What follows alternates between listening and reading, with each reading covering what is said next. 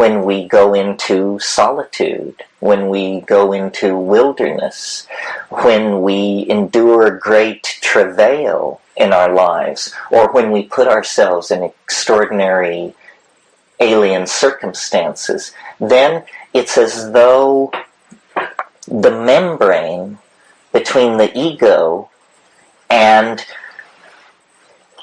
something else, which we could call our guardian angel, or the Jungian unconscious, or the overmind, something like that, the membrane grows thin, and the world loses its,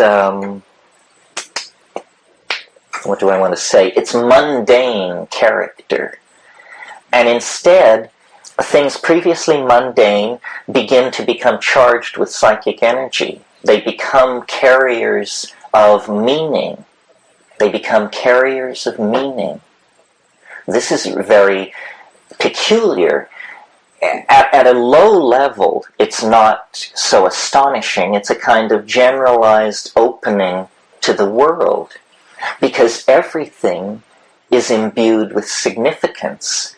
That tree, that person, that greeting, that conversation is imbued with a kind of depth and significance that is satisfying. It's like living deeply. But this phenomenon can proceed to a deeper level of introspection and relationship to the exterior. And in that case, then, this significance, which everything was previously seen to have, begins to compress or densify, and the world begins to dissolve into animate intelligence. Now, at this point, if you didn't bargain for this, you're probably very concerned about your mental condition. And if you aren't, your friends are. Because what you're saying at this point is, the rivers talk to me, the trees whisper in my ear. What you're recovering is the meaning. That's all. The meaning that is self-evident in nature, but that we block. The meaning is so pregnant in everything that it can actually articulate itself in your native English tongue. And, talking rocks, talking trees, talking boulders, we define this as pathology. It means, in technical jargon, a severely diminished ego is in danger of overwhelmment by material from the inchoate and disorganized unconscious. Well, but what's actually happening is that for the first time in somebody's life or experience, they are meeting the resident meaning in reality with its force unblunted by conditioning and denial. And this is some kind of a linguistic process. We,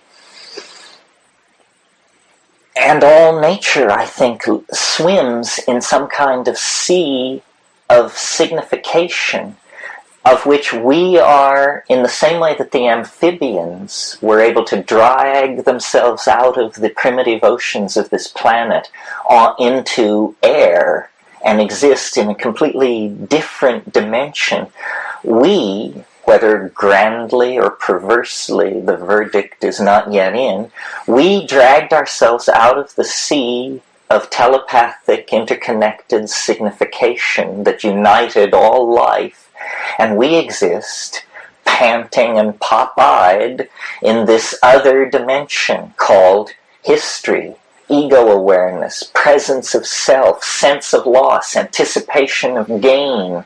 All of these dimensions of experience really have been added to what was previously the animal Tao, just the howling at the moon Tao, flow of animal existence. And to this we have added, a dimension of future anticipation, a dimension of regret, a dimension of how do I make choices, and so forth and so on. There is not I don't put a moral judgment on this, but it has to be said that in the tradition of the West, this has been viewed classically as the fall.